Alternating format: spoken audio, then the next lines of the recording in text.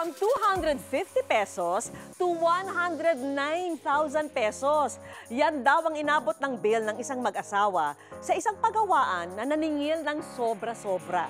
Kaya ang pagawaan, kanilang pinaimbestigahan. Kuha ang video na ito sa isang talyer sa Banawe, Quezon City. Nang magpagawa ng sasakyan ang mag-asawang senior citizen na sina Nanay Vicky at Tatay Gerald. 6,000 piso lang daw ang inaasahang babayaran nila. Pero nang singilin na raw sila, umabot daw ang kanilang bayarin sa 100,000 piso? Oh no! Anyari? Ang intention lang namin noon is magpa-change oil. Pero may lumapit sa aming mga tao. Naawa naman ako kasi sabi niya wala pa raw siyang trabaho, wala raw siyang pagkain. Nag-offer siya ng visor. Pero sabi niya wala raw sa kanya yung rain visor kundi nasa shop. Pero pagdating daw nila sa auto shop, inalok na raw sila ng iba't ibang klaseng serbisyo. Naglitawan na rin ang mga di umano'y sira ng kanilang auto. Magkano naman yan? Mura-mura yan, kaya-kaya yan. Sina Nanay Vicky at Tatay Gerald, pareho nang retired sa trabaho. Kaya naman wala na raw silang nagawa nang singilin sila ng 100,000 piso. 101,000 yung binayaran na. Nandun yung element ng parang kuyog eh. Considering na may edad na kami, talaga nabudol talaga. Masyado namin inasahan yung kabaitan ng mga tao. Nakala namin eh, hindi sila gagawa ng gano'n. Kaya naman ang mag-asawa, ginawa na ito ng aksyon. Nireport namin kay Mayor through email and then umaksyon din yung DTI. Dahil dito, naibalik ang 70,000 pesos ni Tatay Gerald at Nanay Vicky. Nagkaroon na rin ng kasunduan sa pagitan ng mag-asawa at ng may-ari ng auto shop. To my mind, I have forgiven him. Palagpasin na yun, pero hindi na dapat maulit. Sinubukan din ng aming team na hinga ng panig ang may-ari ng auto shop. Pero tumanggi na silang magbigay ng kanilang panig. Mga kapuso, ngayong patuloy na tumataas ang presyo ng mga bilihin, papayag ka bang mapagsamantalahan sa overpriced na singil? E paano kung masaksihan mo ang ganitong sitwasyon? Iyan ang ating aalamin sa ating eksperimento. Overpriced ka tayo. Sa isang tindahan gaganapin ang una nating eksena, kung saan ang ating kasabwat na tindera, aktwal na babaguhin at gagawing overpriced ang presyo ng gulay. Carrots, 250, overpriced to. Irolyo na natin ang Good News Camera. Ma'am, gulay prutas, ma'am. Ama naman ang carrots mo, 250 per kilo. Oo, ma'am. 250 ang kilo, ma'am. Grabe naman yan, bulok pa. Sira na to eh. Ang mahal, 250. Isang babae naman ang lumapit sa tindahan. Di ba ito yung mahal sa 250 per kilo? Oo, kabibili ko lang 120. Ma'am, kahapon pa kasi yun, ma'am. Tiga mo, te. Tiga mo naman yung carrots mo sa 250, ang pangit. Eh, wala tayong magagawa, ma'am. Kayong talaga ang price niyan, ma'am.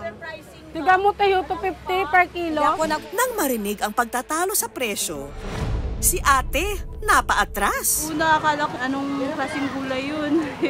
Tinanong ko yung anong klase. Sabi na carrot.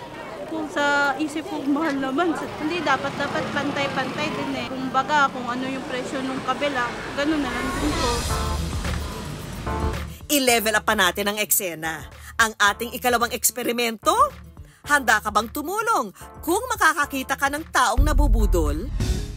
Sa eksenang ito, may magkapatid na kunwari unang beses nakakain sa isang restaurant. Ma'am, anong order po natin, ma'am? Ang kasabot nating budolerang waitress, aalukin sila ng aalukin. Ano po yung ma-recommenda ninyo? Murang-mura lang. Ano bang gusto ninyo? Meron kaming crispy pata, ma'am. Baka gusto niyo crispy pata. Oh, sige po. Mura lang yan, ma'am. Sa mura lang. Okay. Kaya lang po naman. Baka gusto niyo hipon, ma'am. Oh, sige po. Sino mahilig niyo sa pansit, ma'am? Baka may mahilig sa pansit. May pansit din kami. Ma'am, may sabaw kami, ma'am. Baka gusto niyo sinigang. Ang dami. Hindi kaya kukulangin? Hindi yan. Sabi naman nung order, di ba, mura lang. 5,000? Bakit ganito ate? Ayan na price namin, ma'am eh. Sabi mo kasi mura, Mura lang. Oo. Bakit ang mahal? 5,000? Bakit ang Ma'am, marami po kayong in-order. Sabi mo kasi mura lang eh. Mura nga lang kasi ang dami nyo nang in-order eh. Sinabi ko sa inyo, umuo naman kayo. Eh, syempre pinalabas namin. Nang tumindi na ang sagutan ng customer at ng waitress, si ate na kanina pa nakikinig sa pagtatalo, hindi na napigilang makialam. Wala pa akong magagawa. Ilan ba kayong kakain? Dalawa lang po kami. Mother mo, dalawa, pina-order mo ng ganyan. Umuo kasi sila, ma'am. Anong yung budget. Ito okay lang po, ma'am. Sige, bigay mo sa akin ang ano.